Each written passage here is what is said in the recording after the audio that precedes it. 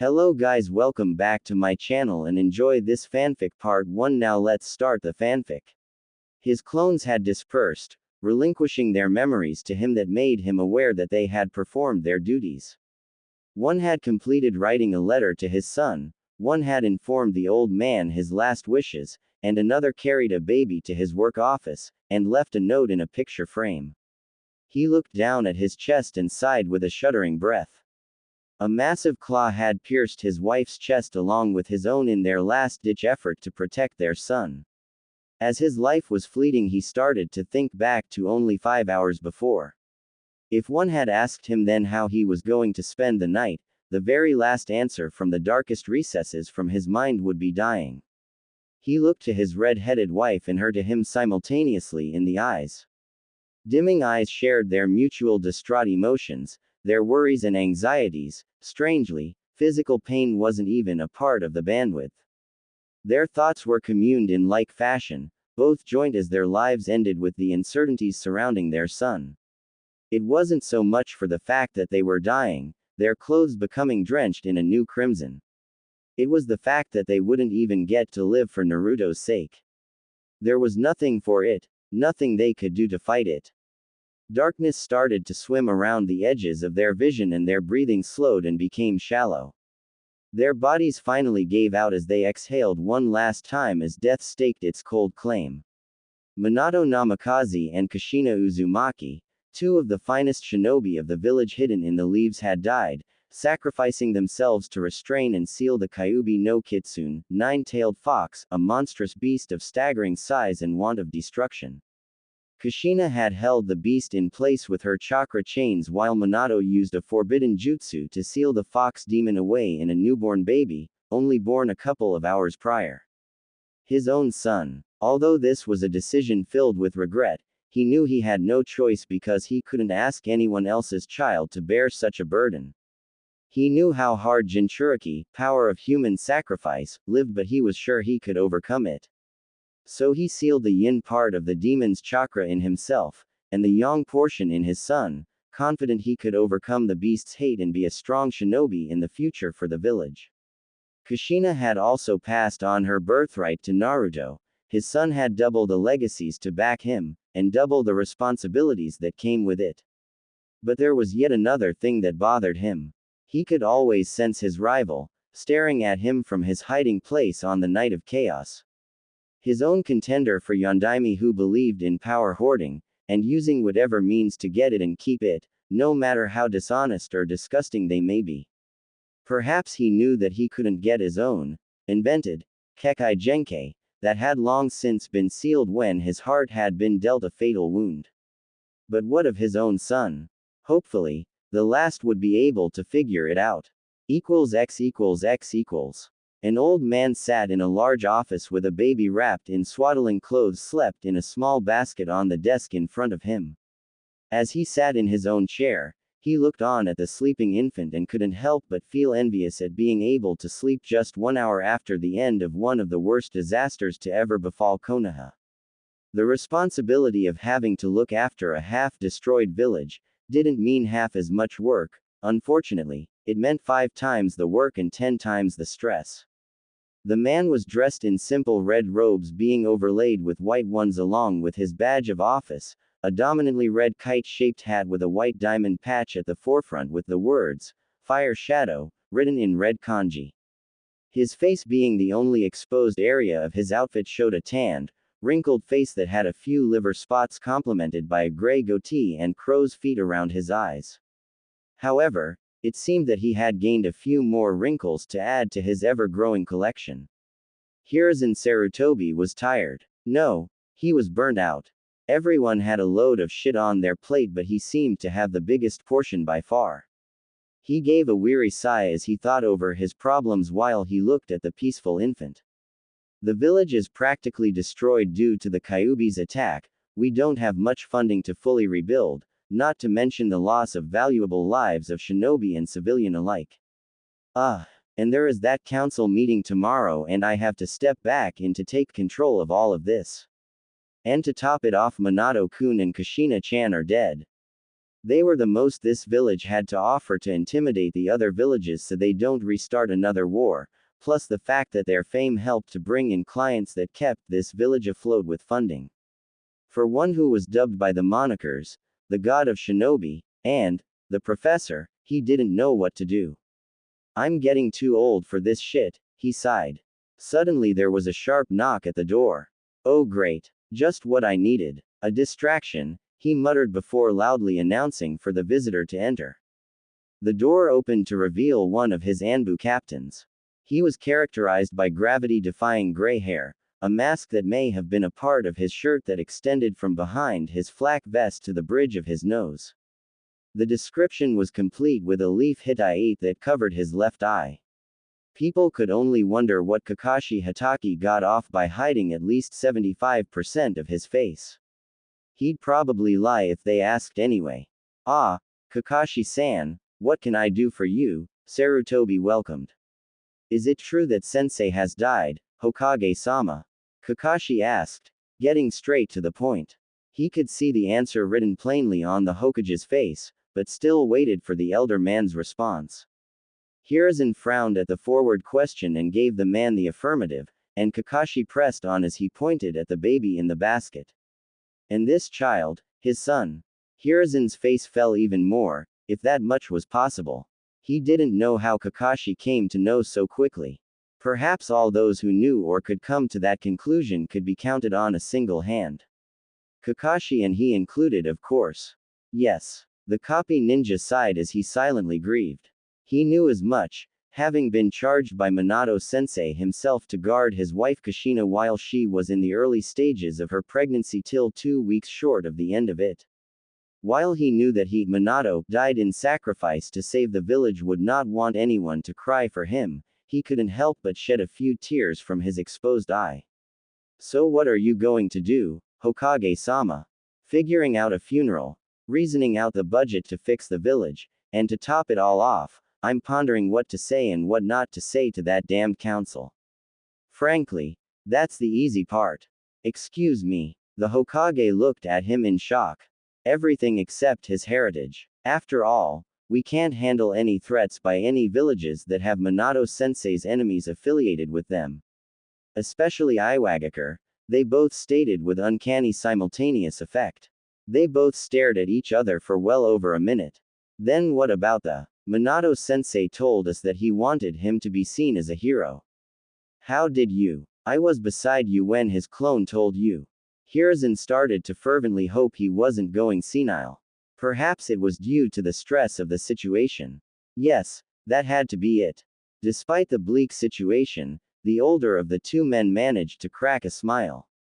You know, you should take this hat. Meh, don't feel like it. The council men and women of the shinobi and civilian factions had all gathered. All those who had survived the previous night anyway.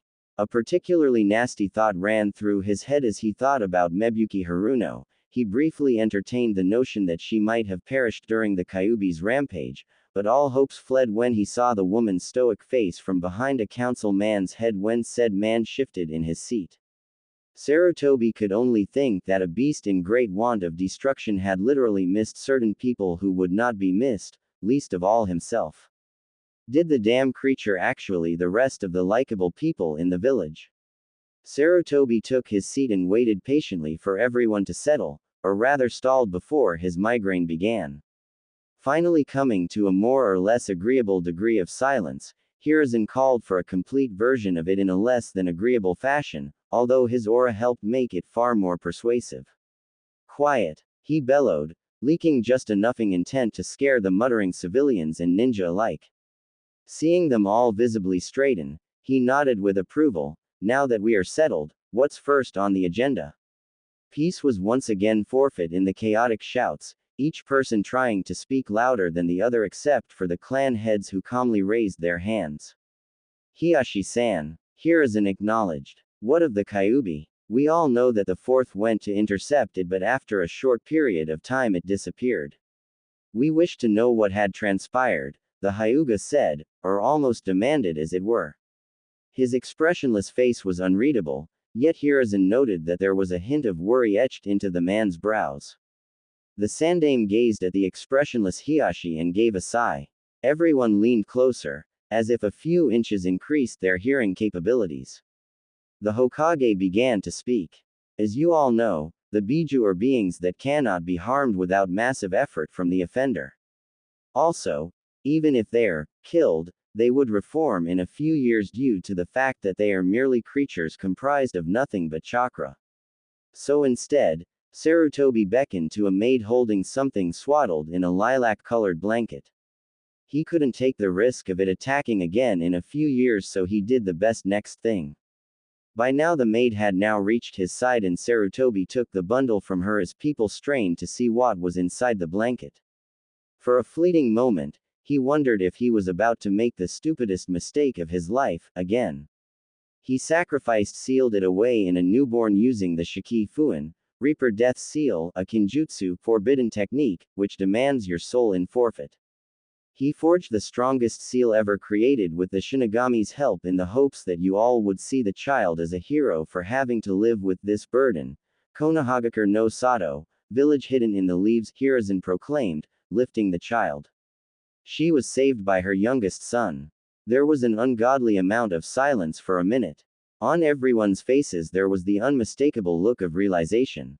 Hiruzen, for a moment, had thought he had broken through to them. Yes, perhaps they would take what he said to heart. He'd heard of instances where the Jinchuriki were respected and liked, like Kumogakure. But his hopes were dashed when he heard what was shouted next. They had come to realize that the boy was a demon in disguise. It was to be expected. It should have been expected. They were ignorant of the powers of Fuinjutsu. After all, how would one go about imprisoning a demon the size of a damn mountain inside a boy?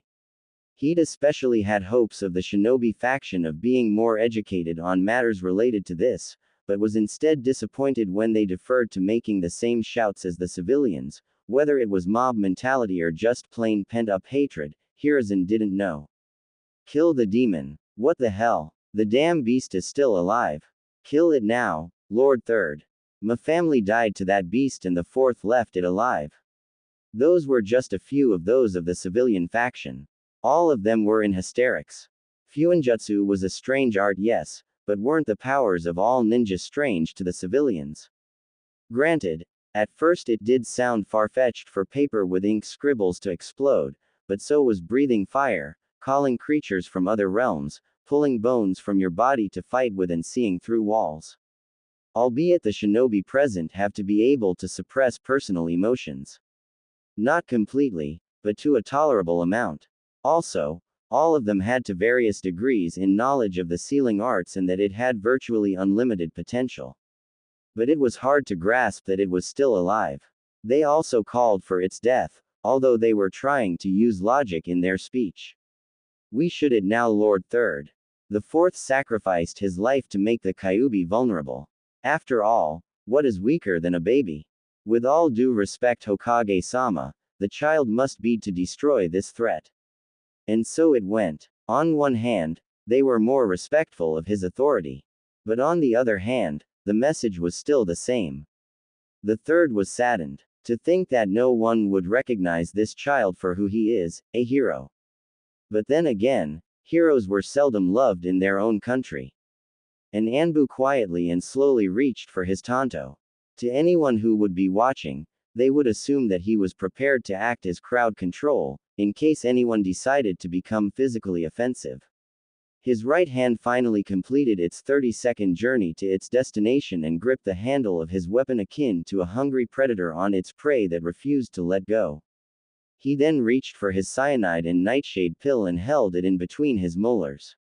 He then focused a minuscule amount of chakra that could hardly be sensed into his 30-second delay A-grade explosive tag and started to remember his wife, his would-be wife. Her father had never liked him, but despite the fact that his denial of their relationship, the two lovers had been set to elope on the 12th of October. He could easily recall her vivaciousness. It was one of her many qualities that he had found attractive. She was all over the place, writing this, trying on this, putting on that, going here and there mad with preparations.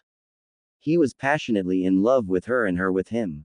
He was sure that after marriage he would quit being an Anbu, and slow down. Go on missions only once in a while and doing mostly routine village guard duty. As tears started to drip freely from the inside of the mask on his face to the ground, he realized that the day he yearned for, that being the 12th of October, was no longer real. No longer within his reach. It wasn't coming tomorrow. 20 seconds. He thought of the corpse of his fiancée he had seen half buried under the rubble of their would-be shared home, the place they would have raised their family. Even so, in that tragic moment, he had to leave to fight her murderer, who had moved on to destroy another area of the village. But he had failed. He couldn't even get close to the monster. It had all been for naught. No, he firmly thought. It wasn't that it wasn't within reach. For him, there was no tomorrow. But he would join her today. 17, 16, 15. He dashed forward at the Hokage, who was currently holding the child in his arms. 14. The Hokage was caught unawares, but his reflexes saved him and the baby as he withdrew a kunai from under his robes, but quickly parried the tanto with the kunai in a reverse grip. 13, 12, 11. The god of shinobi channeled chakra into his blade and cut the tanto in two, and the offending Anbu leapt back from the Hokage, sliding back in a prepared running man stance, already starting to charge at Sarutobi once more.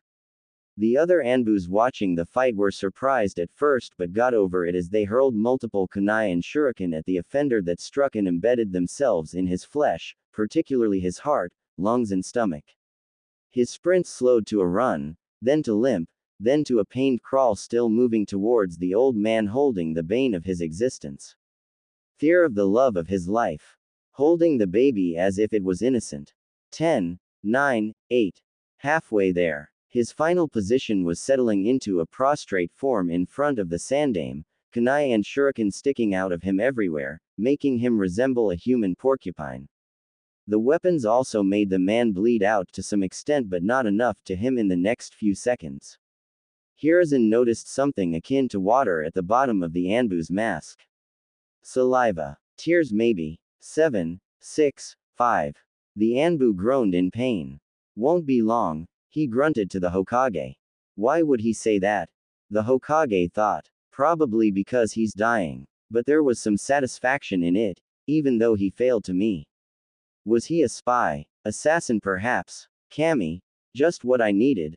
Some no-name assassin at a time like this. It was then with stark alarm that the Hokage noticed the bomb tag half out of the Anbu's bomb pouch with a slight glow around the kanji for ignite, and who knew how many more passive ones waiting to be detonated.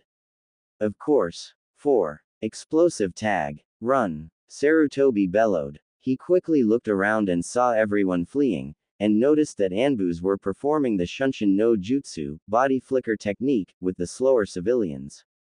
In the heat of the moment, he grabbed Homura with his right hand and used a seal-less Shunshin outside.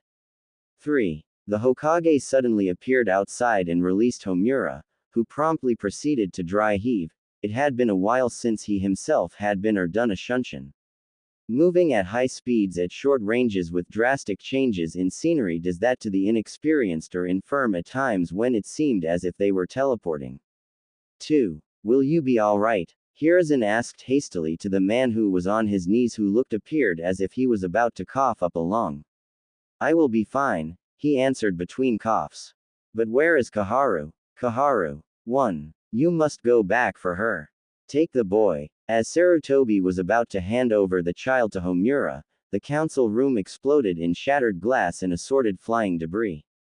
His face became crestfallen in worry for his former teammate and hope that no one, including her, got caught in the blast. He watched the Anbu perform assorted Sweden water release techniques pulled from wells using water manipulation or water made with pure chakra. Knowing his duties as Hokage, he proceeded to do the same. X equals X equals. Kaharu lay on the bed, having been dosed heavily on anesthesia. She had yet to become more aware of her surroundings, as well as her immediate situation. But Hiruzen at her bedside knew. And his insides were in turmoil of what it was. He was consumed by, if only I had intervened more quickly.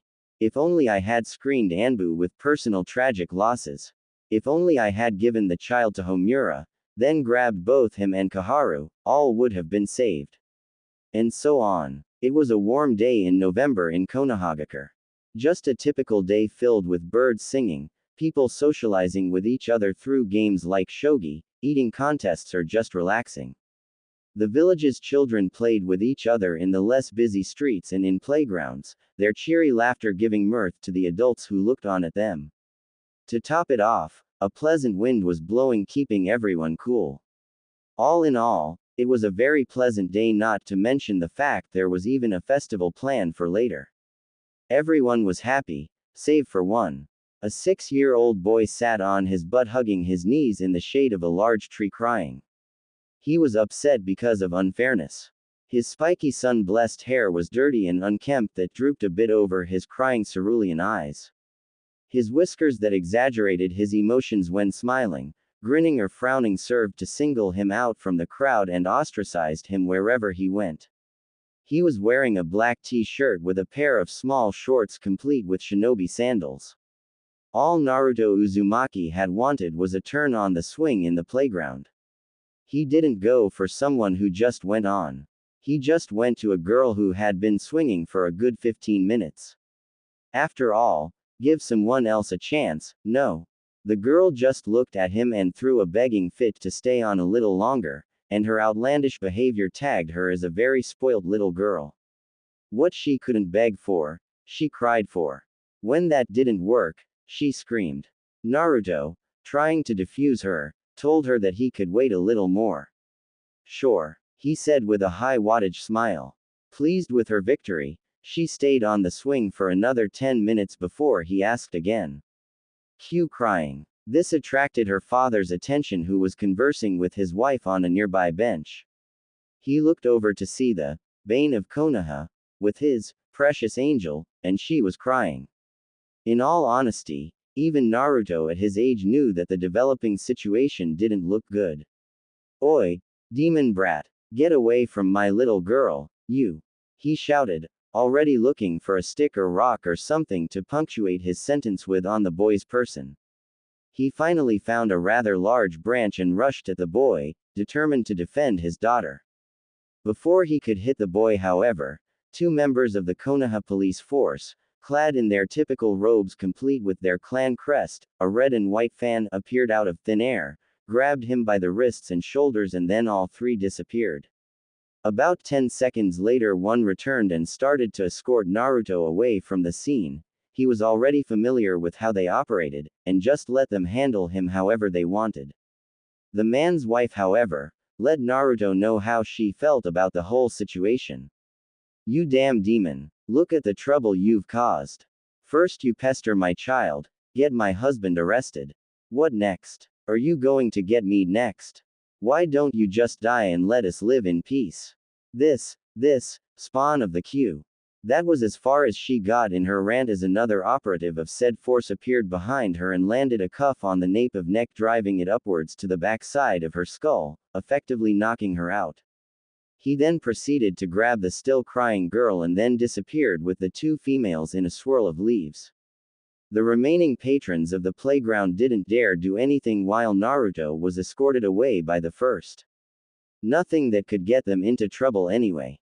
Glaring and upset whispering was not punishable by law.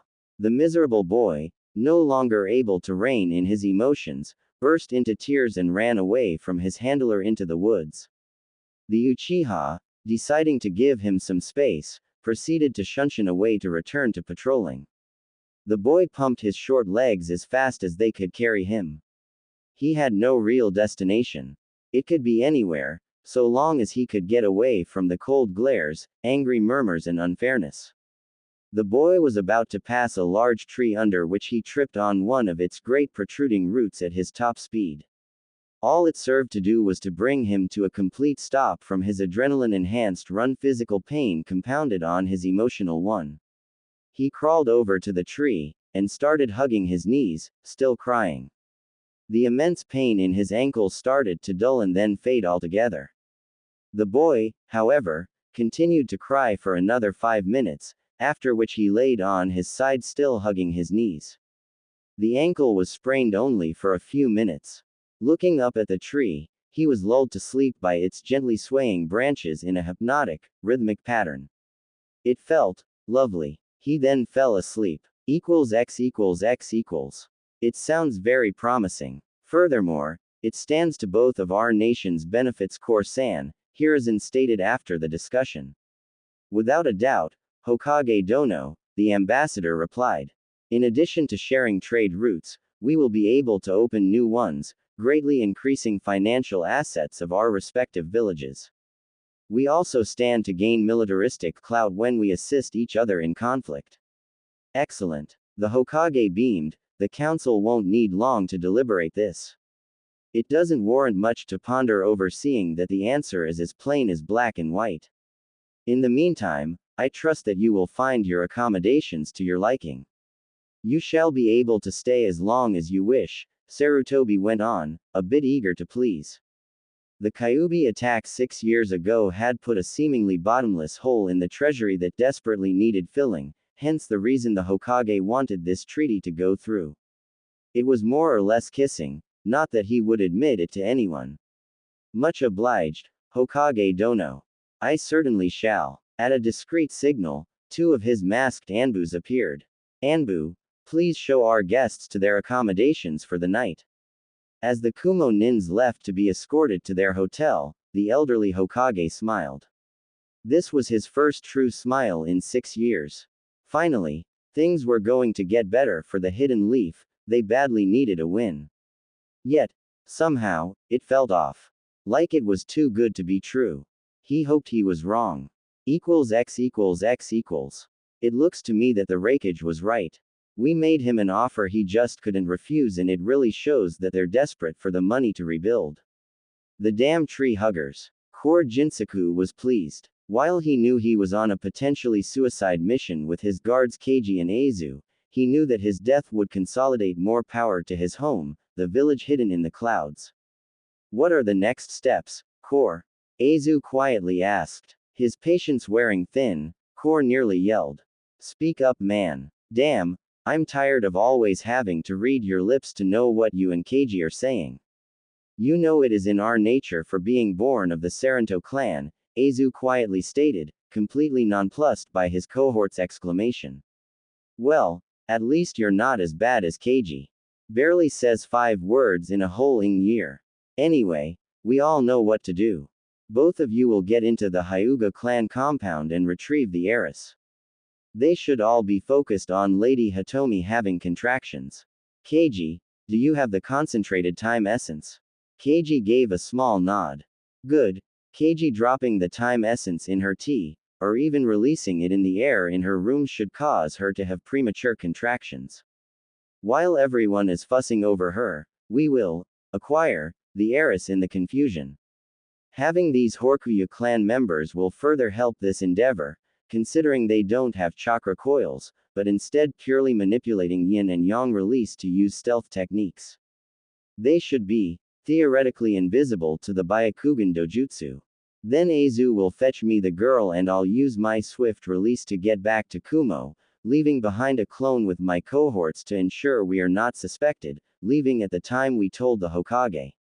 We will have the Byakugan, and Konoha none the wiser until it's well too late. We're heading out 1 hour after the festival starts. People not drunk by then will be halfway drunk, as well as almost all the shinobi off duty. That's our best time. Both of you shall approach the compound from the southeast forest. According to our intel, that area is the least guarded. Going with logic, should be even more so because of the festival tonight. Is that understood? Yes, Aizu affirmed, with Keiji nodding in his response. Very well. Lady Hitomi is having contractions. What? It's 2 months too early. Unusual, yes, but we have to get her to the medical wing. Hi. X equals X equals. Hey. Went off without a hitch. Once I've crossed the border, Kumo will win. Core muttered. Keiji and Aizu will have gotten back to the hotel with my clone, looking reserved by morning, as if we don't know anything. As if. He laughed. He adjusted the drugged girl more comfortably for running before channeling even more of his innate swift release and took off even faster, practically faster than a blink. So fast that he noticed it too late. A stick of some sort had caught him in the face, right in the nose and broke it. Irk! The child flew from his arms into the air. Even in his pained state, he saw the child flying into the air and he panicked. He didn't progress this far in the plan, just fail because he ran too fast to notice a stick in his way. A stick. He followed through with that train of thought as he got up and ran towards the spot he predicted the child would fall, seeing its general trajectory. A stick from one of these local trees should be supple, scratching my face as it bent, not flat out striking me as if it were as inert as a thick branch or something artificial and man-made, like metal. Here his thought came to an abrupt halt as he saw the child disappear at the apex of its journey in the air, apparently due to someone, or something's intervention. What? Who's there? He hissed in confusion, looking around wildly. Over here. He turned to the source of the voice animatedly, only to see a man sitting on a tree stump holding the toddler against their chest. Kor, getting upset, charged at the stranger with his swift release, but at the last second, his fist to hit a purple barrier of sorts. He drew back his fist and lunged with a kunai only for it to be harmlessly repelled to the side, the barrier only appearing when external contact reached within a few feet of the man. Hey, you mind not doing that? You might wake up the girl. He looked down at the girl, wondering how she hadn't awoken as yet. Oh, she's drugged. Kor tried to attack the man again, with each attempt ending in failure in everything but serving to get himself angry and frustrated. With his anger reaching its peak, he resorted to jutsu, almost uncaring if he hurt or the Hyuga heiress. Raiden. Jaibashi. Lightning release. Electromagnetic murder. Electricity flashed in deadly arcs from the Kumo ninja's hands to the man and surrounding area. Seeing the man still unharmed, he laced in 3 times the amount of chakra needed for the jutsu, for it to finally end in an explosion around the stranger. As the smoke cleared, Kor looked forward to seeing the man electrocuted and burned, but was instead treated to the sight of scorched grass and ground in a perfect circle around him. Are you done yet? Another voice, but similar, sounded behind Kor to see an identical replica of stranger standing 30 feet away from him. Shit. A clone. For the first time, Kor studied the man. He was dressed in a jet black trench coat with a hood over his head. His look was completed with a holster with a small stick in it 4 inches long as well as shinobi sandals. Wait, stick. Could that be the weapon that struck me? But it's too small. You want that barrier down, huh? Just me, and that'll release the barrier and disperse. How about it? The stranger said. He spoke in a deadpan voice, but ridicule was salted into it. It was obvious that he certainly didn't expect the Kumo nin to be able to beat him. Who are you? The stranger shrugged. Name's Ito, he said easily enough, as if he didn't really care much either way. Kor paused for a moment to figure if he could remember the name, but couldn't. Just give me the girl. Not as if she's your daughter or some shit like that. You don't know her. I know of her. You gonna try to take her back, or are you gonna walk? Ito sounded as if he really didn't care much either way. He'd actually want the man to stay. He had something that he wanted. At that, Kor took out his kunai and held it in a forward grip, studying the black-clad man's stance or lack thereof. You gonna make a move? Kor taunted. Can you fight? The stranger replied back. More mind games. Kor gritted his teeth. Die. Kor ran at the man at full speed, channeling swift release. With speed like his, the man will be dead inside a second. Just as he lunged with his kunai, 1 inch before striking the man's chest, the stranger grabbed his knife arm at the wrist with his left arm, and jabbed his right arm through Kor's armpit, sidestepped and planted the palm of his hand against the back of Kor's head. He then slammed Kor's head right onto the hard ground, effectively knocking him out. Pathetic. With the man taken care of, Ito turned back to regard his clone that held the child. So, you gonna tell me why you look like me, you damn 9 tails? The man who held Hinata, gave off a standoffish vibe, yet still on guard.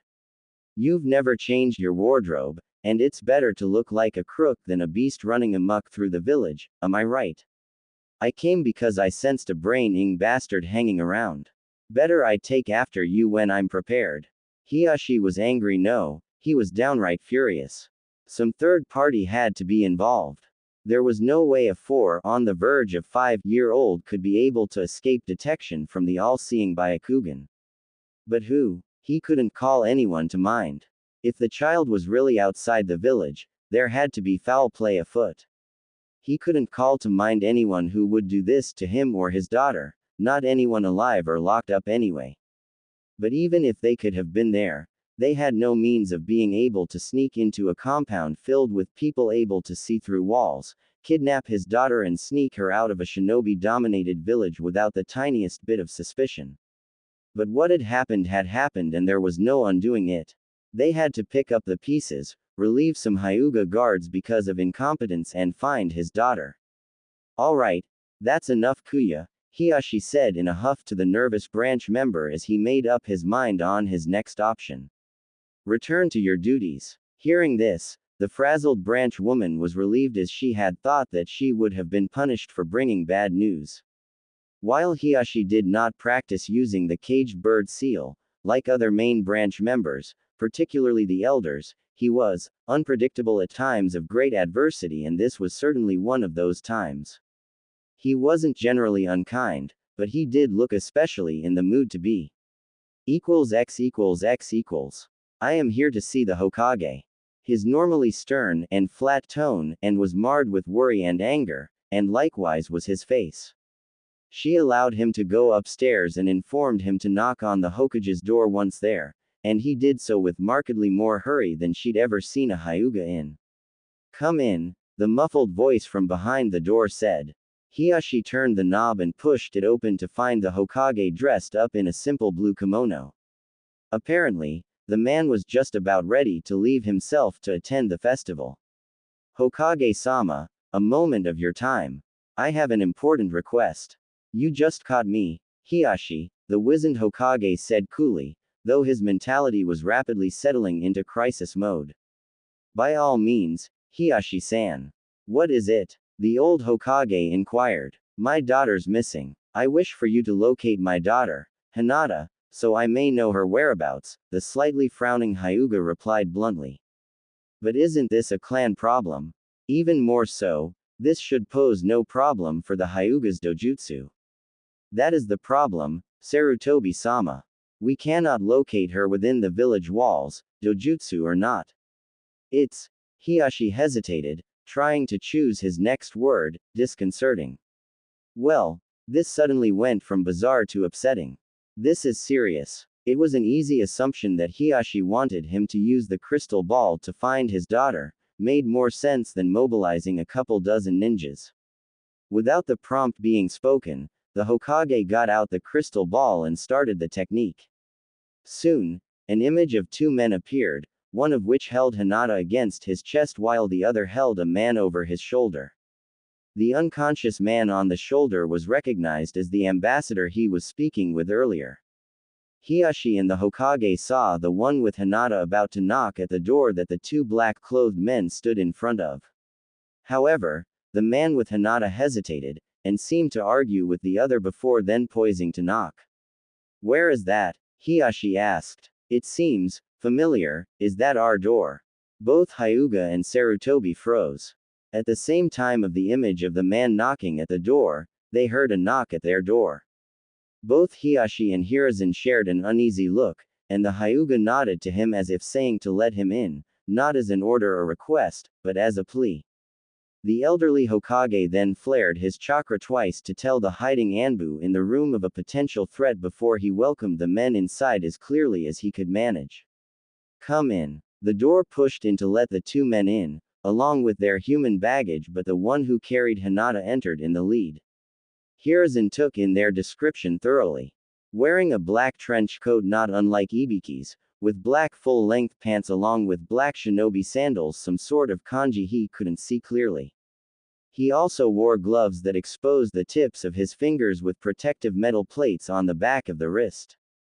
The man's head was covered by a hood that was complemented by a face mask that came up to the bridge of the man's nose, and his eyes were shadowed by the hood of his clothes. Both men were similar in appearance, leading the Hokage to believe that one of them was a clone of the other. "Who are you?" Hiyashi asked the hooded man tensely, bordering on the edge of threatening. The man, either not noticing the tone, or ignoring it, replied in an even tone. "Just a hungry man passing through. I was looking for something to eat when I saw this guy and decided that, he tried to think of a lie, if only for the Kyuubi's sake, intervene. He didn't mention his own name either. Just the mere mention of it would draw every single Anbu in the area to try to him. Furthermore, given by how vague he was, everyone realized that he didn't care to tell them his name, and chose to ignore that fact. Explain yourself. We wish to know what transpired." The Hokage requested, now calming, seeing the mysterious man is no longer a threat, not now anyway. His Anbu were still on standby, but he didn't tell them to stand down. He himself wasn't relaxing either, and he was sure that Hiyashi was the same. "Simple. Your daughter," he gestured to the sleeping girl, "was kidnapped by this man." He nodded at the still unconscious man, "and I stopped him before he reached the border." Judging by he said, Kumogakure was just after the Byakugan dojutsu. Hiruzen interlocked his fingers in interest. "Could you describe what happened?" "We stopped him. That's all you need to know," the clone said, speaking for the first time. The clone then handed the sleeping girl to her father, who cradled her to his chest relieved. "Then I challenged him," the original continued with mild gusto, suggesting that he was prideful person. "He ran at me and I knocked him out." "That's it. Oh, so he was exhausted then, I take it?" Hiyashi asked. "No, just weak, or at least to me. He only used 1B ranked Raiden technique, and was a user of swift release." Both Hiyashi's and the Hokage's eyes widened at this relation, though the latter didn't allow his surprise to show as much as the former. Knowing of the incredible speeds that came with this release, as well as the added perks that came with having a Kekai Genkei, plus the fact that it was a certainty that the ambassador was a skilled shinobi. The man before them was powerful. Period. "Seeing as you intervened in our favor, I take it you're affiliated with Konoha then?" The Hokage asked almost rhetorically, trying to look for anything that could tell him of who he is. Or was. The stranger stroked his chin in mock thought. "Nope. Ain't got no allegiance, especially to this village. To be honest, it's my least favorite. A missing nin." Hiyashi was alarmed. His Byakugan activated, ready to act. Also on their own way of thinking, before Hiruzen could cue them otherwise, the Anbus in the room leapt from hiding and attempted to incapacitate the strange man. Attempted to. A magenta-colored barrier appeared in front of the clone and the unmoving man that electrocuted the two Anbus into unconsciousness. The men looked down at the Anbus briefly before back at the Hyuga and cage. "Konoha is such a grateful village," the clone said sarcastically. Maybe I should have helped Kumo after all. They appreciate guys like me up there. I'm just a good hack." He laughed for a moment, wondering if he even believed the words that were coming out of his mouth. "Fire shadow, rein in your animals. I can still sense them, they don't like me much." At ease. At the Hokage's order, everyone relaxed. Hiyashi stared at the man for a few seconds more with his Byakugan active before deactivating it. "But then why help us? I want to know why. You don't know us, work for us, or even against Kumo.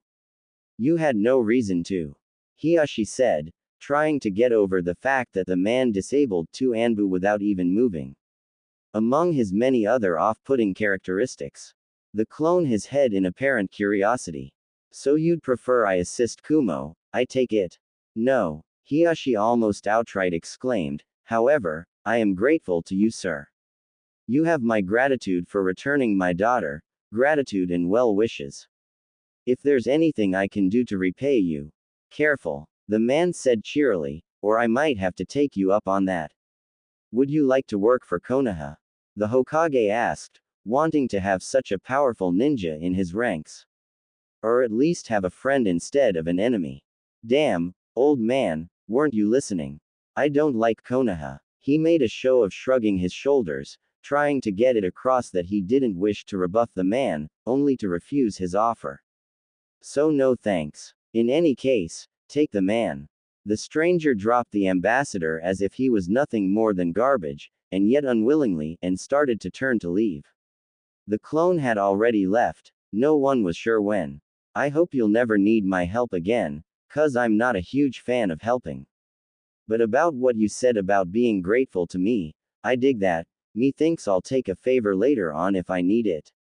Fire Shadow, Hyuga, he nodded to both men in farewell, but for some reason, it was somewhat impolite when he did it to the cage. The original stepped backwards to a shadow in a corner of the room and was gone. I don't sense him. Hiashi. Hiruzen whispered. At the prompt, Hiashi walked to the corner and felt it and his hand came away with nothing. Why didn't you use your Byakugan? The aged cage asked. Remember when I had my Byakugan activated earlier? Yes, of course. A lone boy slowly returned to the waking world he had left sometime before. He wiped away the matter encrusted at the edges of his blue eyes with his sensitive hands. It felt as if they were being punctured with pins and needles. He must have fallen asleep on them and cut off the blood flow to an extent. He sat up, trying to get his bearings before remembering, and mournfully contemplating the events of what had happened to him at the playground. The mean looks, the lady, and what she had said, something about him being the spawn of the nine something. He didn't know because the woman didn't get to finish her sentence. What did she mean? I'll just ask Gigi. I bet he knows all the stuff in the world. He thought with ending finality. So long as the man didn't somehow distract him from his questions like he sometimes did, Naruto felt that he should be fine. When he had gone to sleep, it was after midday. He didn't have enough discernment to realize that the shadows currently were being made by an eastern sun, almost directly overhead. He looked up at the tree and smiled. He felt fully rested. He'd had a really good nap. What he failed to realize, he had lost a full day while he was asleep. He ran home, and his cheaply made red and white necklace glowed a faint white. Deep inside, the Kyuubi grimaced to itself, wondering how he was going to explain to his container that he was in trouble. Nay, perhaps later when the boy was older and sensible. Much later. X equals X equals. The lavender-eyed girl woke up and gave a small yawn. As her lavender eyes adjusted to the bright light streaming through her window, she suddenly noticed that her mother was sitting on the opposite side of the bed, smiling at her. Good morning, Hinata-chan, she said happily. The young girl hadn't even fully awoken yet, and was barely able to return the courtesy, leading the mother to believe that she was drugged and some of it was still in the girl's system. How are you feeling? I still feel very tired, Okawa-san. As if I haven't slept at all. That only served to affirm her suspicions. Hitomi decided to let her daughter to return to sleep, hoping that she could perhaps sleep it off the rest. Very well, Hinata-chan. You may go back to bed. You don't have to go to your private lessons today. However, you will speak to your father when he calls for you, is that alright? He wants to speak to you about last night. Hi, I love you, my Masumi. Hinata blinked stupidly before letting her eyes close with a small smile gracing her bonny face. I love you too, Okawa-san. With that, Hitomi left the room. By herself now, Hinata thought it was strange that her lessons were not to be taken today. She had them every day for an hour, beginning promptly at dawn. They were unavoidable, except on special days of celebration in the village or her birthday. So why was she being allowed to return to sleep? She allowed the question to niggle her mind for a bit before ignoring it. With her head on the pillow, and the pull of slumber almost already too strong, she was close to getting knocked out with sleep. Absent-mindedly, her last hollow thought was that she felt she could recall something animal-like trying to protect her from something. And a lot of arguing. Didn't this happen last night? Wait, didn't her father want to talk to her about last night? She fell asleep. X equals X equals. The kettle whistled its special call, but Kaharu groaned. While she wanted the tea inside, she wished she had the energy to get up and get it, but she had just settled down in her most comfortable bed with a new book that promised intrigue with mystery. The kettle called for another minute before she gave up with a sigh and dangled her lower torso of the bed. But she lost her balance and landed on her butt. Kuso. Still struggling to use her weary muscles and aged bones, she pulled herself up using the bed frame as support. Finally rising, she hobbled to the corner on one leg and grabbed her crutches. 6 years of being a post-amputee, and she hasn't grown used to it. She had only grown more surly, taciturn and bitter. It hadn't gotten any easier. Instead, it had grown more and more difficult in her advancing age. As it had grown bothersome to cope with to do normal and simple everyday activities like walking or dancing she used to enjoy doing so much. Not to mention the new hurdles like stairs. Just another reminder why she moved from her third-floor apartment to one on the ground floor. Making it to her kitchen, she leaned one of her crutches against her kitchen table and leaned on the other, bracing on it and turned off the flame. She then poured the hot beverage into a cup and set it down, and not a moment too soon. Phantom pain had set in on her amputated left leg, making her grit her teeth. Her cut nerve still registered pain below her knee when it was no longer there. Cammy, why me? What have I done to deserve this? I can't help but feel it's that brat's fault. If it hadn't been for him, the Anbu wouldn't have bombed the council building. It was a weak accusation and she knew it. But she needed someone to blame. Tears streamed down her face as she wished for relief from the pain. Both physical and emotional. And Ito, my son.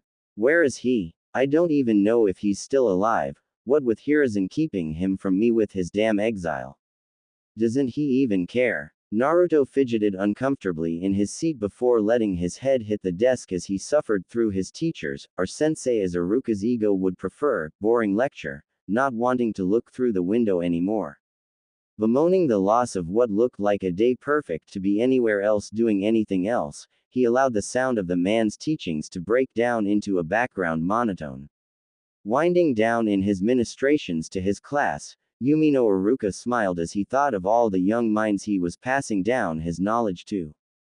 And that's why ninja wire is so strong, he trailed off when he saw a spiky mop of bright blonde hair far too close to the desk, indicating that the owner had his head down again for the third time that morning. Naruto, wake up, Iruka shouted, stopping right in the middle of his lecture to chuck his eraser at the seemingly asleep Uzumaki, just to let him know just how much he appreciated the boy napping in his class. I wasn't sleeping, Naruto shouted while lifting his head. Depending on varied opinion of whether it was fortunate or not, when he rose up, the eraser clocked him squarely between his eyes. Ah, serves you right. If you were paying attention, you wouldn't have gotten hit. Save for a very select few, the whole class erupted in a laughing riot. There were the usual jeers and teases that were duly expected from a class of children, be it that they were ninjas in training or not, but one comment in particular stood out to him, that remark coming from the pretty girl he liked with the pink hair. Faye. Sasuke-kun would have dodged like a pro. Ah. What? Sakura-chan. I didn't have time to dodge. She stomped over to him and gave him her rebuttal, that being in the form of a 4 knuckles drilled into his head. Quiet. Naruto baka. Needless to say, he now had a large bump to match with the welt on his face. Itai. Alright, cut it out everyone. Iruka demanded, trying restore order to his class. More or less successful after a bit, he refocused his attention on the Uzumaki. Naruto, sorry for thinking you were asleep, but you need to keep your head up and pay attention. You know that you're not exactly the fastest, so you need to put in more effort to learn. Okay. Naruto grumbled something about already knowing the subject matter that the man was teaching, but was only not able to remember it. Deciding that he'd lost because of this facet, he tried to look apologetic despite being irritated. Hi, Iruka-sensei. Now throw me back the eraser. Feeling that the man needed a bit of comeuppance, Naruto reached under his desk where he kept a small stockpile of prank items hidden, and withdrew something that was certainly not an eraser. Here you go. Catch. Iruka stared large-eyed to see a large yellow balloon coming at him that seemed to have suspicious contents coming at him. Before the balloon filled with pink paint even made contact, Naruto had already beaten a hasty retreat out the window. Iruka's yell of surprise was cut off, and was soon followed by one of indignation. Pink paint? Naruto, I'm gonna get you for this. Iruka yelled, exasperated as he tried to smear off some of the paint off of his face with an equally paint-ridden forearm. The class stared at him, not knowing whether to poke fun at him at the risk of incurring the man's wrath, although Ino soon made a deliberate observation.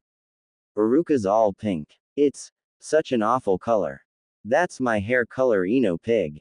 Billboard brow. The two girls stomped over to each other, insulted each other some more, which lead to a catfight over Sasuke's love life. As Iruka looked on, still covered in pink paint, he did the only thing he could to salvage some esteem in his students' eyes, and give himself a chance to leave under the impression that he wasn't completely upset. Class, break for lunch. Immediately, the class rushed past him through the door outside, and when the room was empty except for himself standing in pink puddle, he wondered if it was Naruto's specialty to make a class go from order to chaos. Deciding to leave him be for the rest of the day, he went to tell Mizuki to take over the afternoon class while he got himself cleaned up. X equals X equals. Damn, I nailed him with that one, he didn't even see it coming. I wonder what he was yelling though. I'm gonna get you. Meh, whatever. The Bond ran through the busy streets eager to get to his favorite, and only place to get lunch. The fact that the streets were parting as if to give him free way didn't escape his notice. Hey, at least that's a perk. They leave me alone. I should be grateful. They don't beat on me like they used to. I think I can still remember everyone, every single person that's done me wrong, it's in my mind somewhere. I'm gonna get stronger, just to show you bastards that I didn't need your help to get where I'll be. Maybe you'll be sorry then. He hoped they would be sorry. Finally slowing to a stop, he saw that he had arrived. Lifting one of the privacy flaps, he saw two of his most favorite people inside. They were his especial favorites when he was hungry. Hey Oji-san. Hey, Ayame Oni-san. Hey there, my number one customer. Ichiraku hailed, smiling. His welcome was both a fact and a compliment, and he was sure that the boy was aware that it was both. Ayame beamed when she saw the boy coming, and did her best to ignore the fact that two other customers at the other side of the establishment leave when they saw Uzumaki enter. How are you guys? Naruto asked. We're doing well. You? The boy shrugged casually, knowing his own emotional turmoil but not wanting to share it. Oh, the usual. I got bored in class and pranked Iruka-sensei. Maybe I can top it tomorrow. Naruto gave the two of them a fox-like grin. Again? Ayame asked, sounding a bit displeased. Not that she would ever tell him. Ayame liked to hear about his pranks, or more specifically, seeing how it was therapeutic to him. Again. You would think he'd learn by now that I don't put water in my balloons. At least I didn't use oil paint this time, I've got a heart. So how many bowls are you having today, Naruto? I'll going to be honest with you, my radio just died, and I'd like to get a new one. Cutting him off in line, his daughter chastised him for his insensitive comment as he tried to mollify her. I was only joking. The elder Ichiraku chuckled. The usual. Yes please. For once, he prepared to sit still as he waited for them to prepare his favorite meal. From the perfectly round dumplings, to the blemish-free pork and chicken strips, the smooth noodles that slid down the throat to the delicious broth that warmed his stomach comfortingly. As expected, Naruto lost his patience to his hunger-induced fantasies. Oji-san, I'm dying of hunger. Naruto whimpered like a struck dog.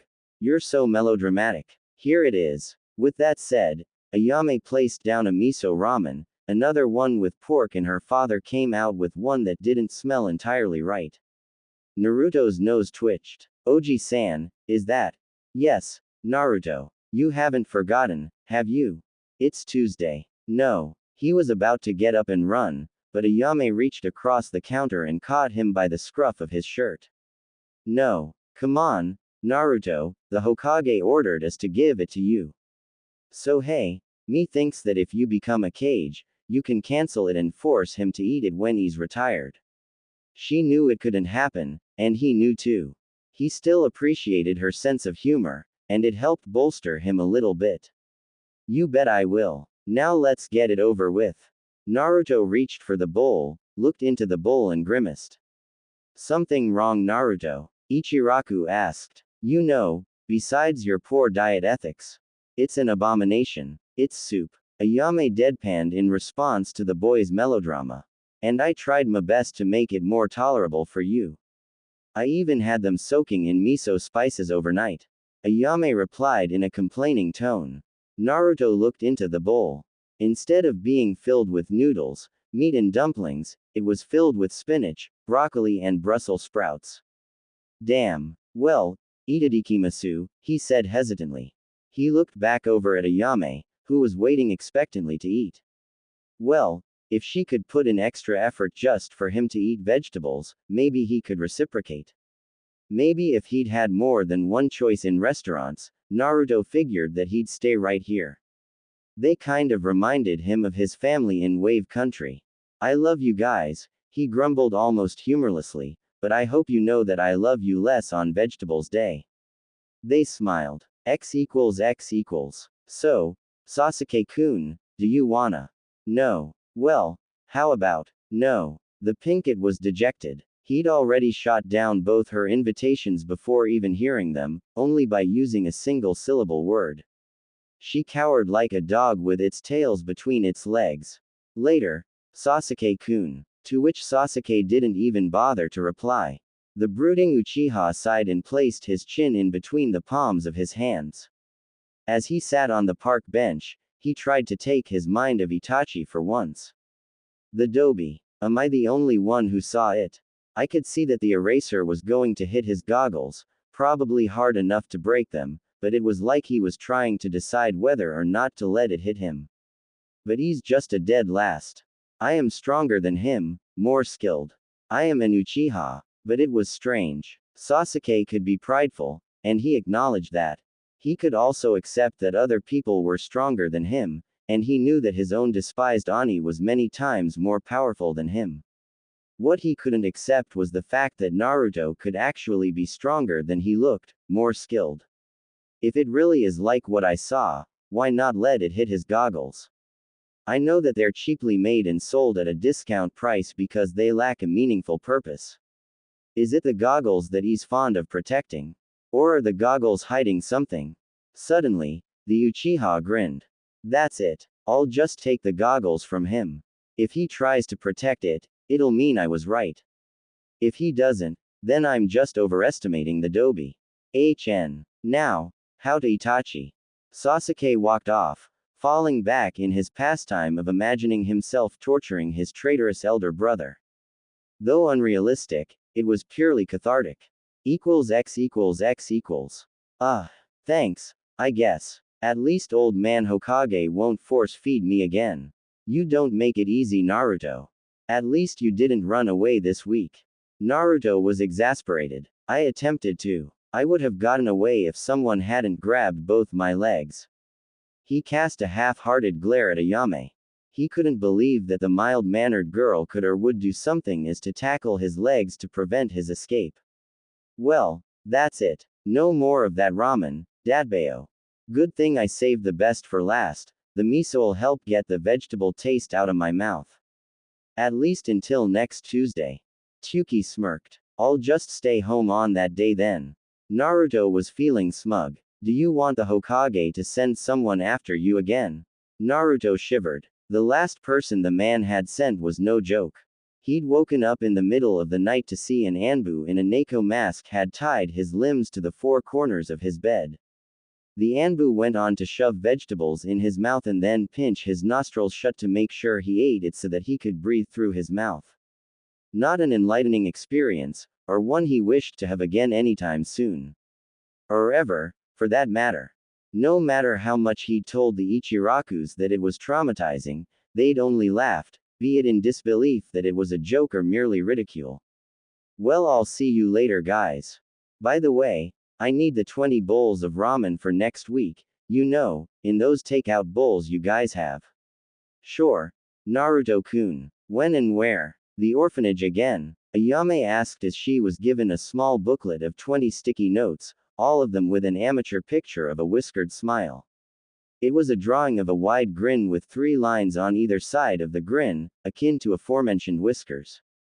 One could say that Naruto drew his own grin as a signature of sorts, no doubt done as a sort of calling card or twisted autograph. Either way, Naruto's ego was leaked into it heavily, and it remained to be seen if it was a good thing or not. Since it's you, Naruto, I'll do top of the line service. It's a priority, Tsuki exclaimed. Naruto-kun, really? This picture? The brown-haired girl asked, dumbfounded. There's nothing wrong with it. Later, guys. And with that, he jumped off the stool and made his way home. So what's the picture of? The elder Ichiraku asked. Ayame chuckled and handed one of the pictures to him. He took it from her and peered at it. Heh heh, that boy is certainly eccentric. Still doesn't explain his attachment to that place, though. Naruto pushed open his door and sighed. Home sweet home. Is it, boy? You know it's in terrible condition. Hell, even those orphans you're trying to treat with the ramen live better than you. Tenten lives better than you. Why don't you go live there? Not only is it a pigsty, you're surrounded by people in this district who all hate you. Maybe we should run away again, it's worked out before. Oh, what, Kyuubi? Naruto answered in his mind, taken aback that he was being spoken to by his inner Biju. He was usually quiet. Isn't it your personal rule to only talk when I talk to you? And you know why I don't live at the orphanage. You're the reason. Besides, I'm not about to do something stupid. Do you take me for a fool? No, I take you for an idiot. What's the differ? Wait a minute. Goddamn Kyuubi. There was only a demonic sounding guffaw coming from the recesses of his mind. Naruto sighed. Sometimes, the Kyuubi was tolerable, like now. Helpful on rare occasions outside of when Naruto was asking for favors, but otherwise just a pain in the. Otherwise tended to be most of the time. Naruto walked into the kitchen and opened his fridge. Easy choice. Either water or milk. Sampling the milk, however, the choice dropped to 1. He spat out the rancid milk directly into the sink drain in utter disgust. Bleg. I bought this milk 2 days ago. I'm just opening it. Kyuubi. He yelled inwardly. What's today's date? Do you know? The 28th. That's the. Naruto reached for his notepad that he always carried around with him and flipped to the part that was filled with names. Alright, shopkeepers, he continued to scroll through it. Found it. Says here that guy's name is Yoshiro Suhan. Wait, this is the 8th time that Ing's shopkeeper screwed me over. Is he hoping that diarrhea will me? Not very creative or likely, but it would be funny if it were possible, the Kyuubi commented. Shitting yourself to death.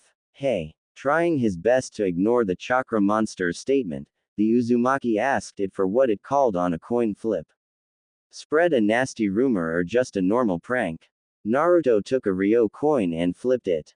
Rumor. Tails. The coin landed back in Naruto's palm. Hey, you won again. You've picked tails for the past, what, 9 times? 9 times? 9 tails? Is that some bizarre coincidence? Bullshit. I think you're manipulating the spin somehow. You've gotta be cheating. The beast was nothing if not mock surprised. The nerve of you. Interrupting his line of speech, he felt something foreign pass through the seal. No, a crack. It wasn't actually a good thing. It was actually an eroded seal that he himself had made to help put a block on Naruto's eidetic memory. Things that had happened not worth remembering couldn't be held back anymore. Alright, enough of that. Remember what I told you about the seal? The bitch finally broke. Get in here. It's time. I gotta take it off before you turn retarded. No, I mean more retarded. She walked through the village to where she knew his house would be, and more than a little worried.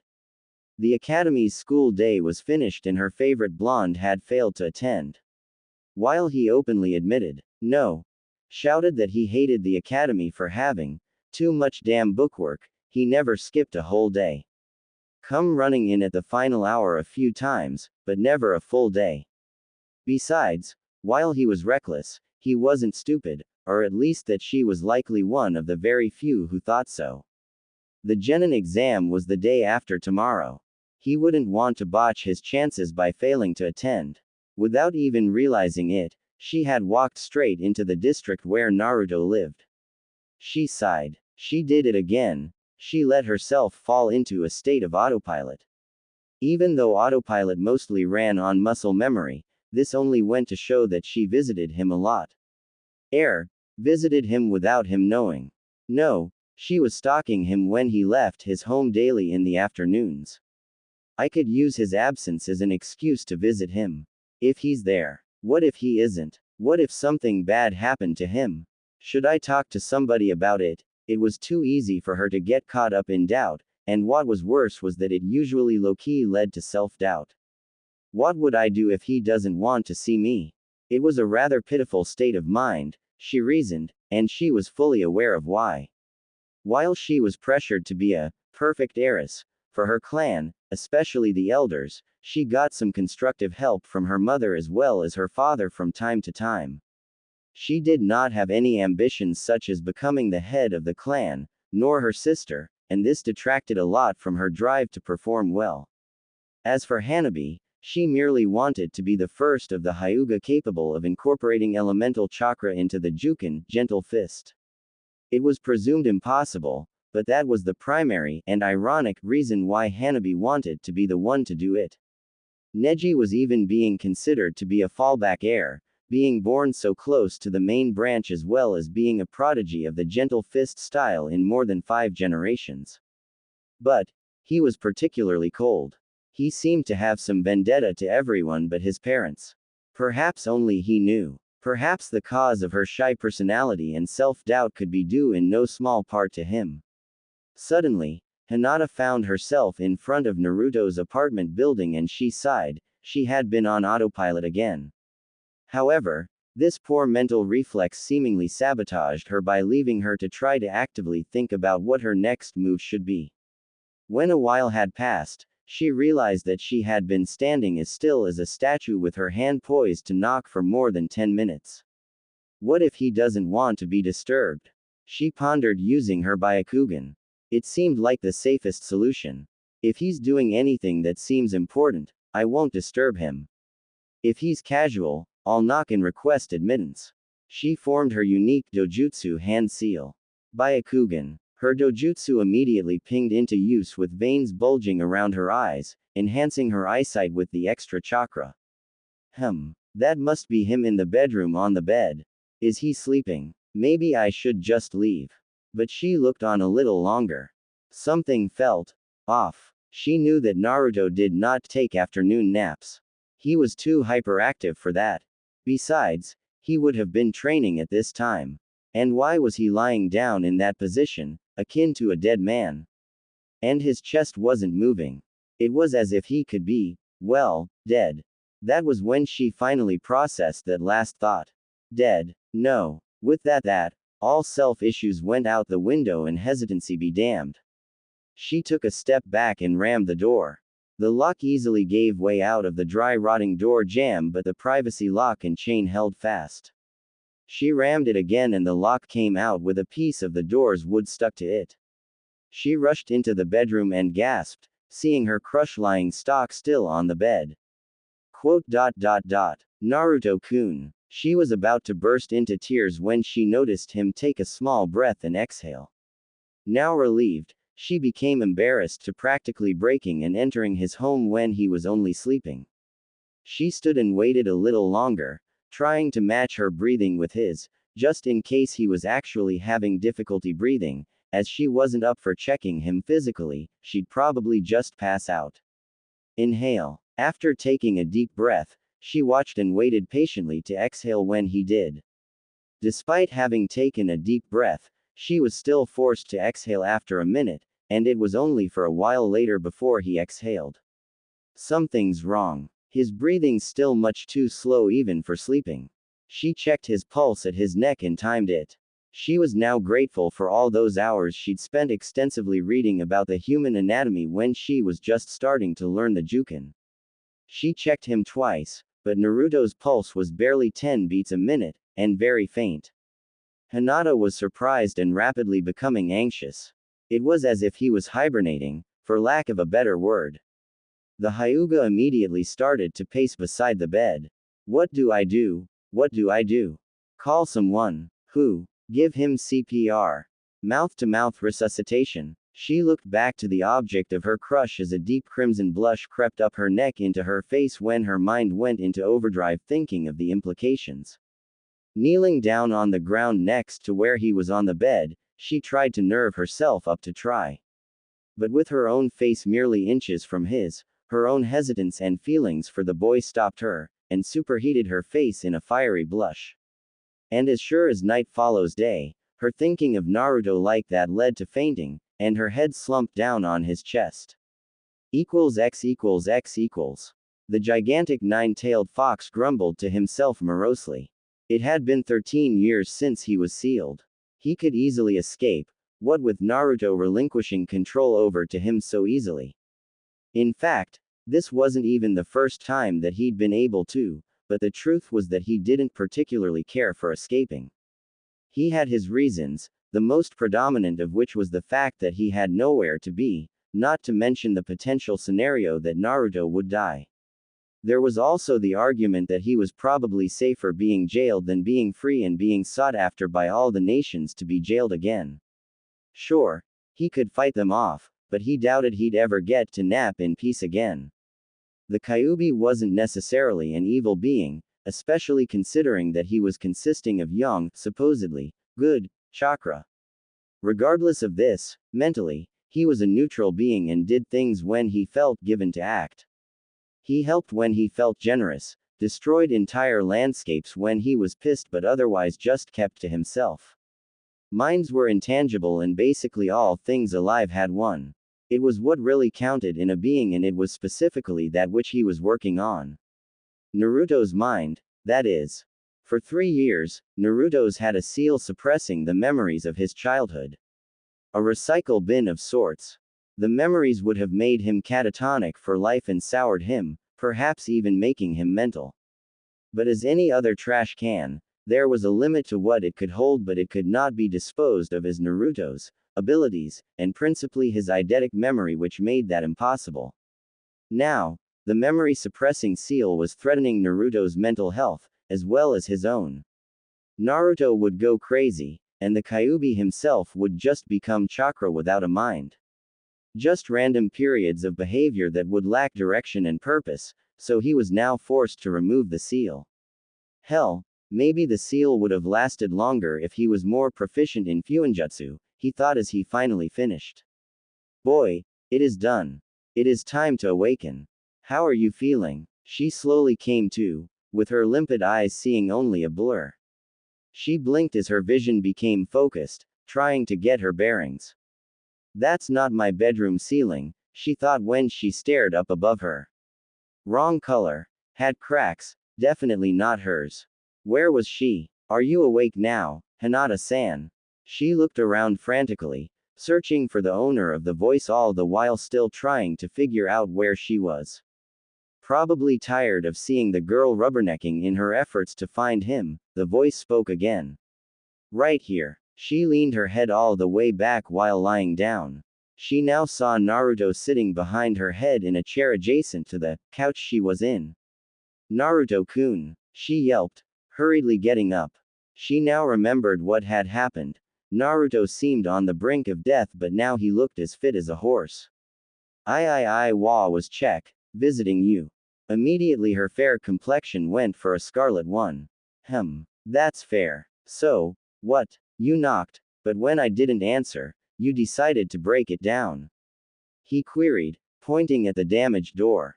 No. IGG got worried when I saw you on the bed not moving. I was concerned. Was that before or after you broke down the door? His tone was cold, and so was his expression, making her worry. He was normally the type of person to take things in stride, and he never really had that sort of face for people.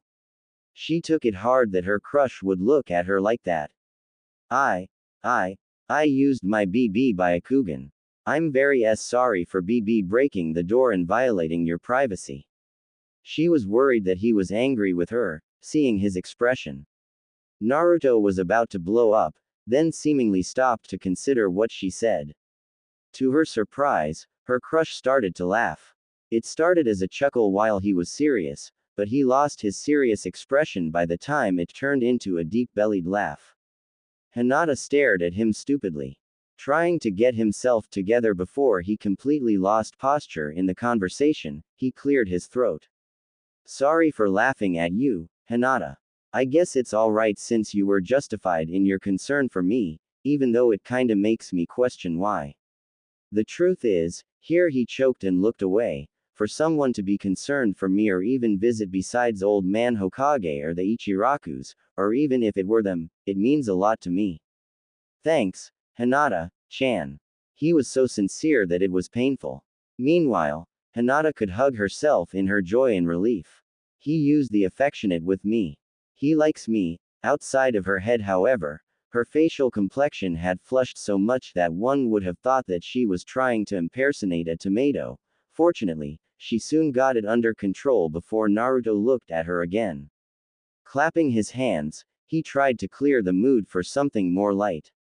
Anyway, seeing that you're fine, thanks for coming by and hopefully next time I'll even get a chance to clean up. With minimal effort, he escorted her to the door as she allowed herself to be manhandled. See you tomorrow. Gotta get ready for that test and all. See ya. He closed the door behind her, leaving her out in the hallway. Phew. Now to get started. Little did he know was that she was still frozen. He called me Hinata-chan. Now, she was impersonating a statue, and likely would for a while. Back on the inside, Naruto felt like something was off. Is she still there? Quite likely. She probably is. What do you mean probably? I meant sense for her. The Kyuubi shrugged inside the seal. Didn't have to. I can smell her scent. It's still strong at the door. It's coming in because the door is slightly ajar. Not shut. Remember that she broke it down. Anyway, do you think she still being here will disturb what we're going to do? Naruto asked. Not at all. Now get back in here. Naruto complied and went back to his bed. Lying down stock still again, he closed his eyes and released his mind from all distractions. He soon felt a tug on his psyche and gave into it. Reopening his eyes, he was now greeted to the now familiar sight of the sewer that was his mindscape. He wandered the tunnels with no general direction and soon found himself in front of the great cage with the nine-tailed fox behind it, just as the usual. Took you long enough. Now let's get started. Came the Kyuubi's welcome. Before we start though, my forehead feels like it's burning again. Can you take a look? The boy asked, rubbing his forehead. In fact, his entire head felt like it was on fire. It was a feeling he'd had before, and it was never pleasant. What? Like 3 years ago? The Kyuubi was concerned, but at the same time excited. It was like a scratch ticket. He wanted to know what Naruto would get now in addition to what he had now. Yeah, Naruto replied. Come closer. The boy stepped into the cage and stepped onto the Kyuubi's hand like paw. He then lifted the boy up to his eye level and looked at the boy with an observing gaze. The boy trembled a bit, being in a discomforting position as he was caught under the great fox's scrutiny up close. From what I can tell, the kanji aligning to the arrow says, focus. Not sure what that means. I was hoping that the word describing the ability would be less obscure. Focus. You think it means a mental ability? Naruto asked. It could be, and it probably is. If it does mean mental though, it probably won't be a letdown, even though it doesn't sound as useful as memory. Wait. The Kyuubi had a thought cross his mind when he considered his final word. What is the shopkeeper's name? The kitsune suddenly tested. Yoshiro Suhen. The boy answered. What's today's date? Yesterday was the 28th when we started, so today's the 29th. The boy's eyes then widened considerably. Of course. The suppressing seal is off.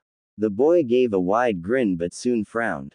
I remember. Forgive and forget is once again impossible in your case, boy.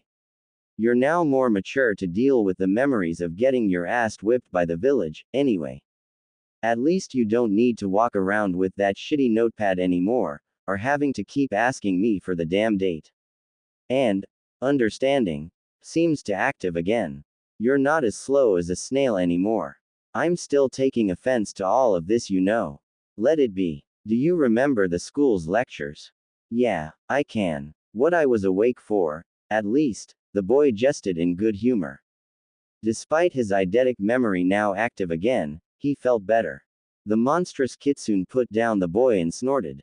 Not the time for jokes.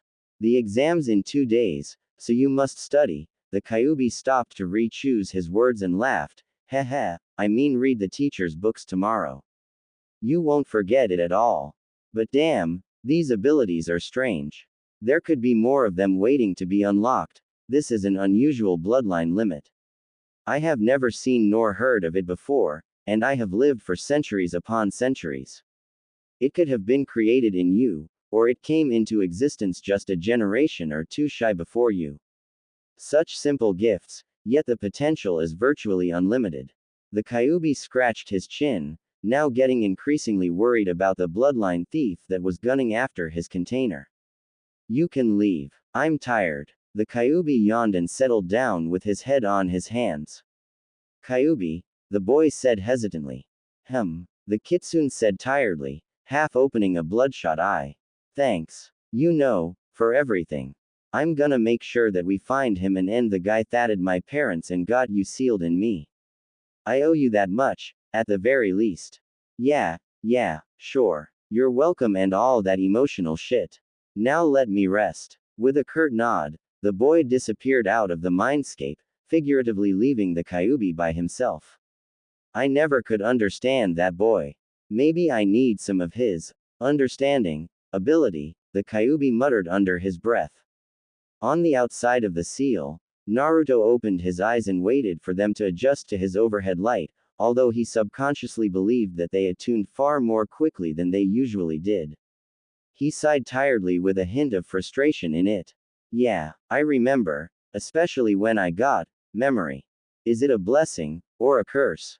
Making his way to the bathroom, he took off his goggles and looked over his still aching forehead in the mirror. There were 3 concentric circles there. 2 small arrows pointing to the east and west passed through the first circle. They had kanji in the circle at the back end of the arrow that said, understanding, and memory, respectively. But there was a new one that the boy beheld. There was an arrow that passed through the first and second circle. The kanji was focus. Was he avoiding Iruka? No, that's stupid. In the past, when he pranked Iruka in the morning, Naruto would come back to class in the afternoon. Why? The genin exam is in 2 days. He has to come today, if not tomorrow.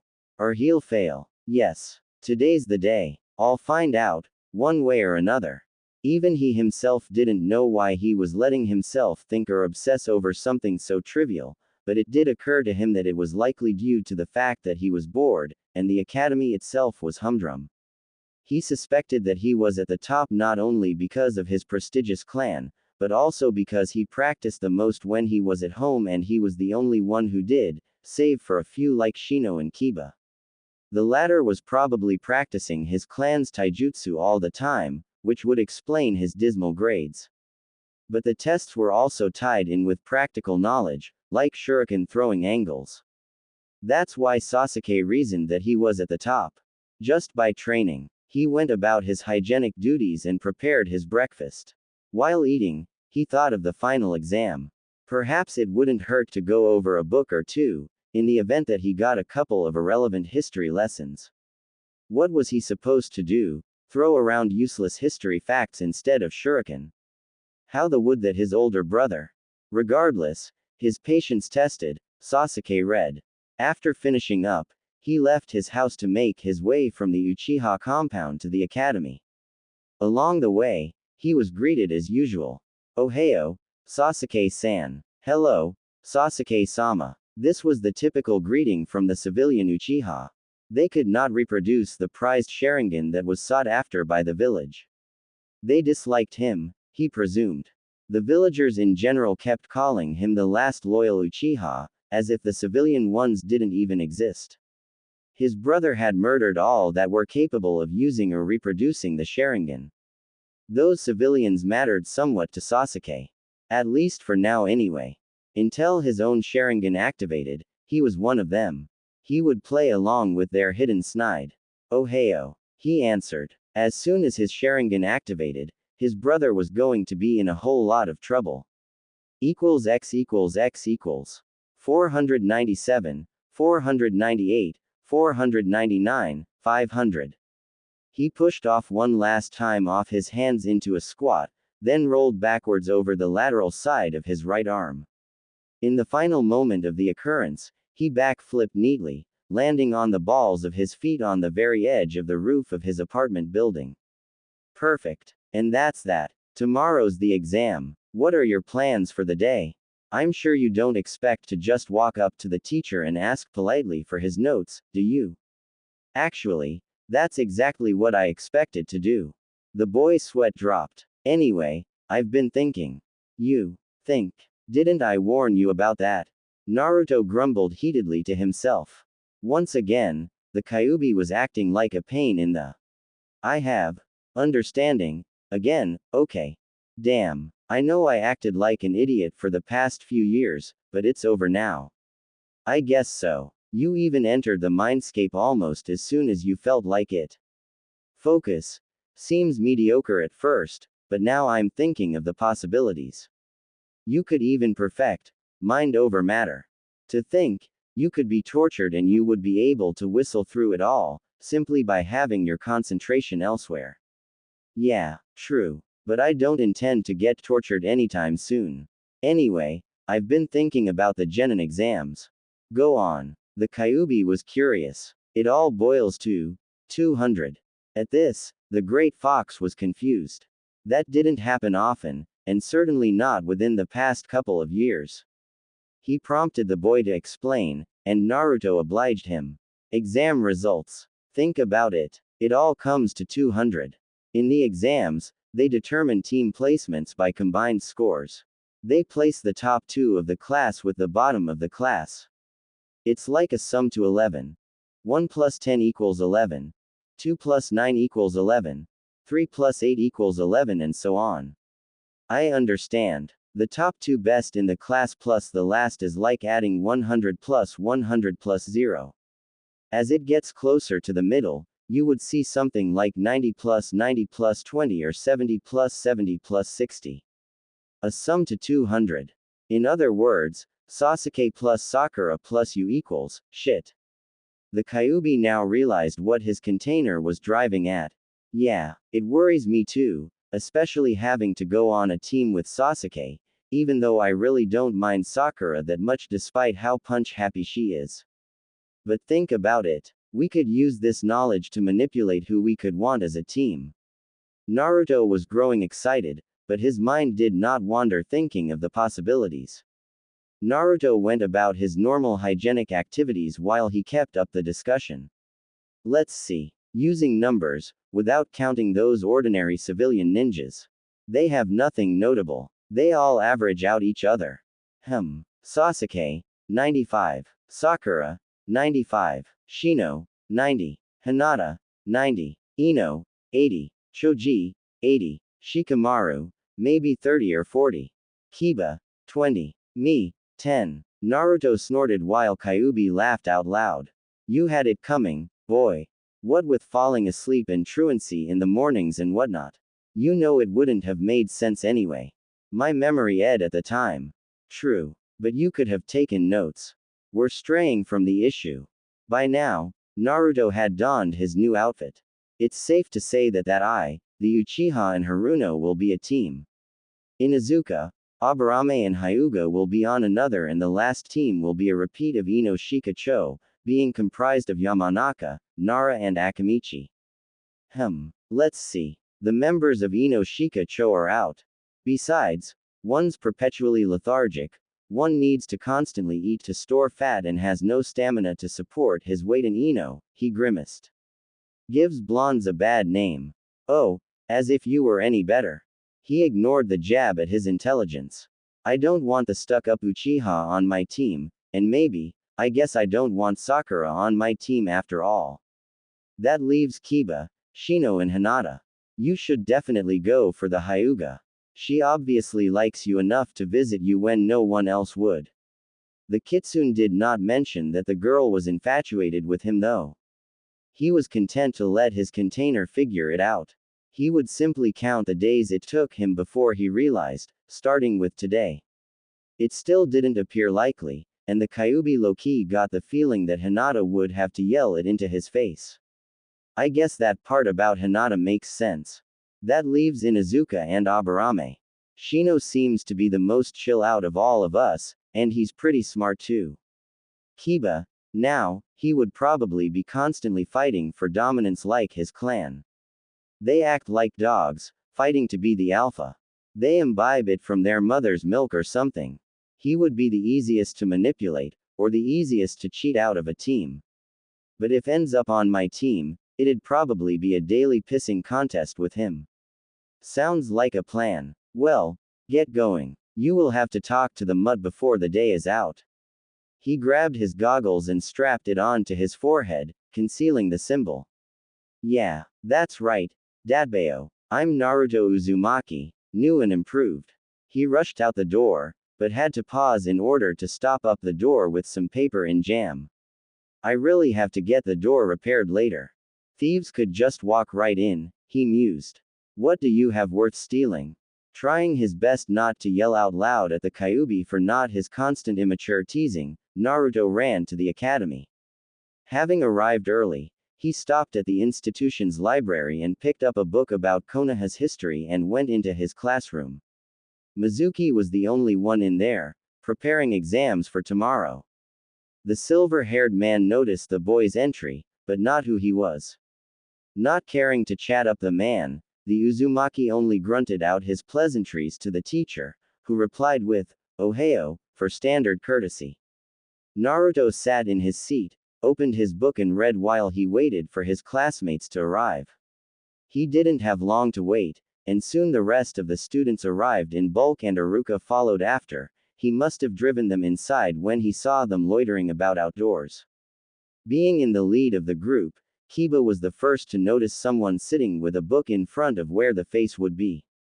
He thought this to be strange. Normally, everyone would remain outside until class begun, a postponement of sorts.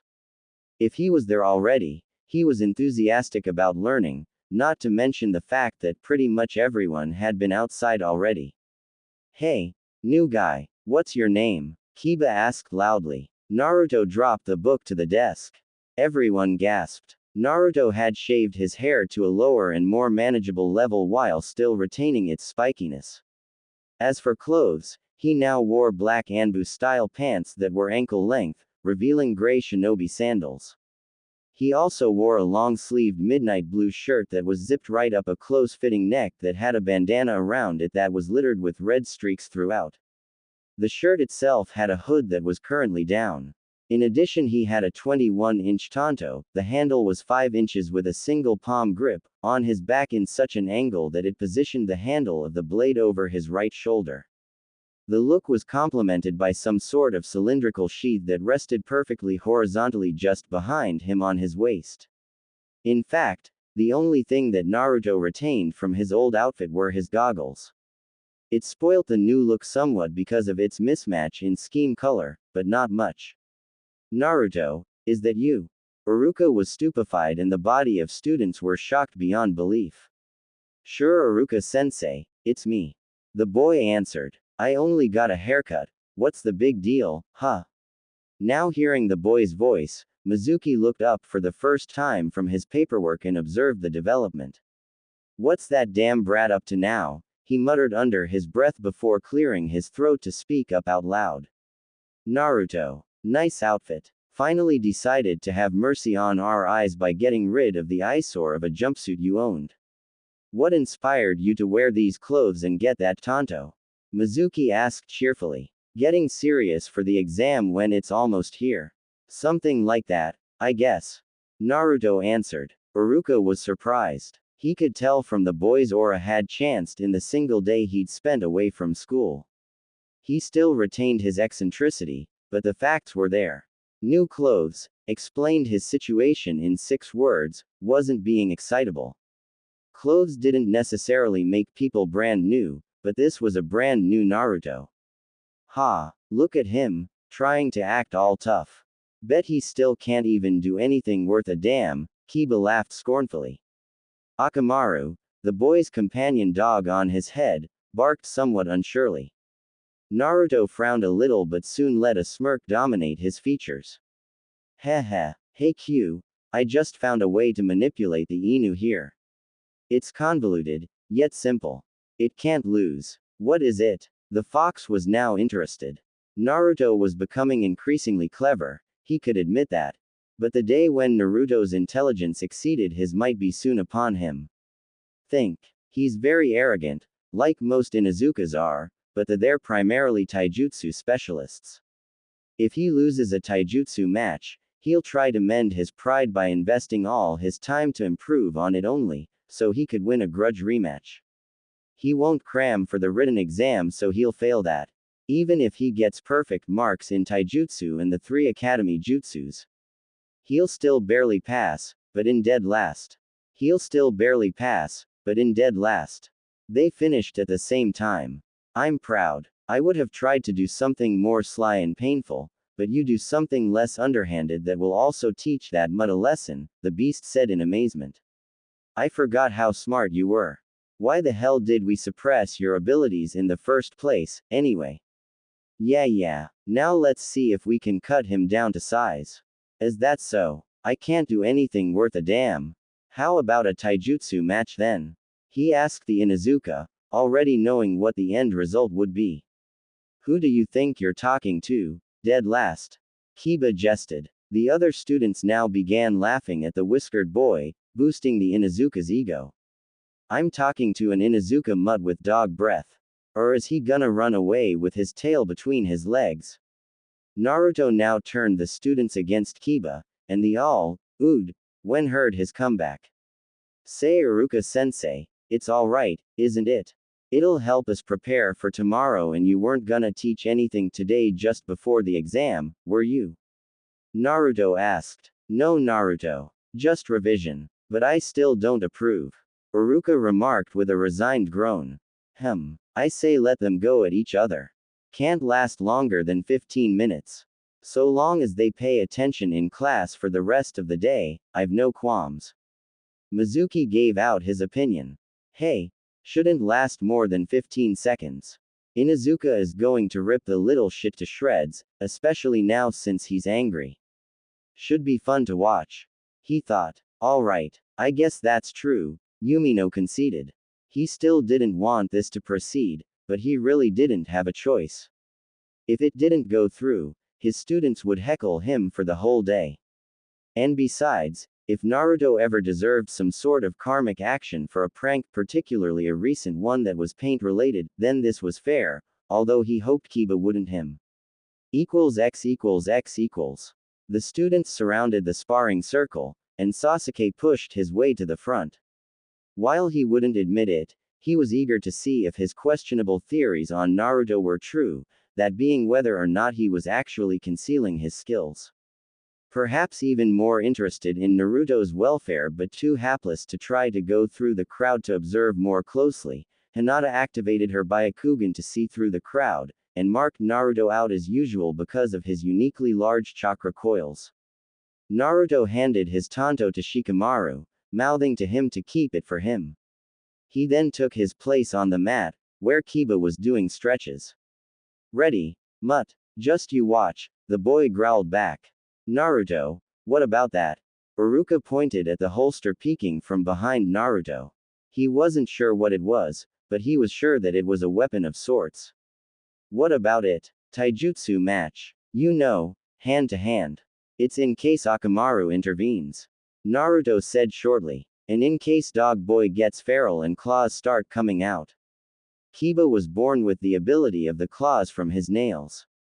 Tools. Naruto retorted. Excuse me. Iruka was confused. They're all tools which assist him, just like how a clan would have bloodlines and techniques like the Sharingan, the Byakugan, or Shino with his insects.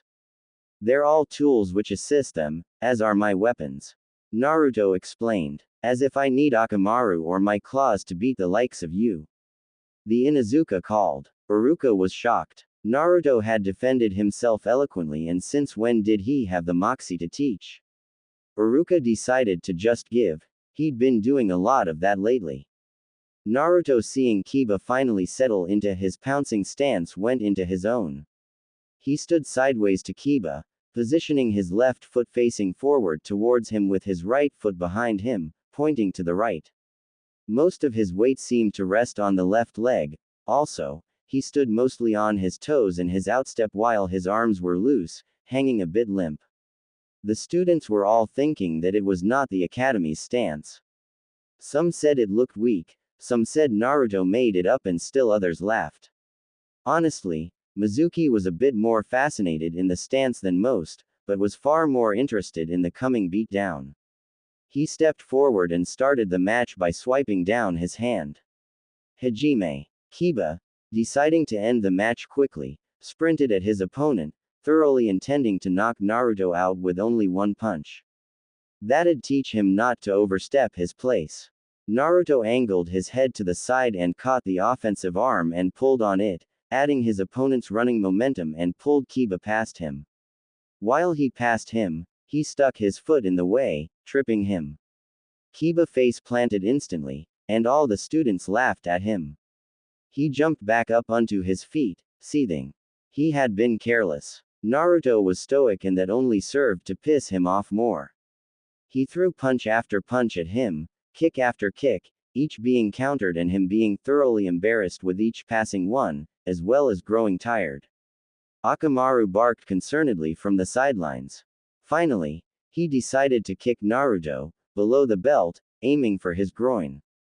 Naruto, seeing that he wasn't going to give up, decided to go on the offensive. He sidestepped the kick and delivered his own kick to the back of Kiba's leg behind his knee, point driving upwards. Gasping in pain, he abandoned the failed kick, holding his leg. Naruto didn't give him a chance to recuperate, kicked away Kiba's pained leg, delivered two quick punches to his side and one to his gut. Kiba tried to yell in pain, but all his air was pushed out of him. With his head about to hang down, Naruto dropped into a crouch and delivered a powerful haymaker to his chin that made his head snap backwards in a hurry, lifting him up off of his feet and making him landing on his back. Suffice to say, Kiba got knocked out.